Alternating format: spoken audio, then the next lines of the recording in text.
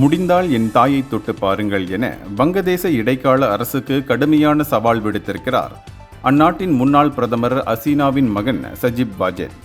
அநீதியான ஒரு அரசை நிறுவி அதன் வழி அநீதியான ஒரு தீர்ப்பாயத்தை அமைத்து ஏற்கனவே இருந்த 17 நீதிபதிகளை நீக்கிவிட்டு அனுபவமில்லாத ஒரு புதிய நீதிபதியை நியமித்து என் தாயாரை கொல்ல சதித்திட்டம் தீட்டி அவருக்கு மரண தண்டனை விதித்தது ஒரு வெறும் கேலிக்கூத்து.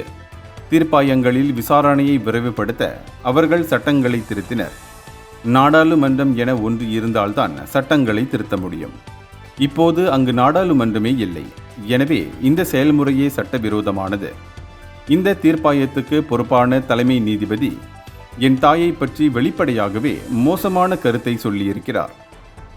எனவே அவர் ஒருதலை பட்சமான நபர் அல்லவா? மேலும் எங்கள் சார்பில் வழக்கறிஞரை கூட நியமிக்க அனுமதிக்காமல் விசாரணையை நடத்தியுள்ளனர். பொதுவாகவே வங்கதேசத்தில் இதுபோன்ற சம்பவங்களில் உரிய விசாரணை நடத்தி முடிக்க பல ஆண்டுகள் ஆகும். ஆனால் அவர்கள் 140 நாட்களில் விசாரணையை முடித்து மரண தண்டனையும் வழங்குவதில் என்ன அவசரம் என புரியவில்லை. இதனால்தான் சொல்கிறேன், இது ஒரு கேலிக்கூத்து என்றே சொல்ல வேண்டும் என்று அவர் தெரிவித்தார். மேலும் அவர்களால் எனது தாயை கொல்ல முடியாது, எனது தாயை தொடக்கூட அவர்களால் முடியாது என ஹசீனாவின் மகன் பெரும் காட்டம் தெரிவித்துள்ளார். இந்தியர்களின் இதய குரல் மக்களோசை.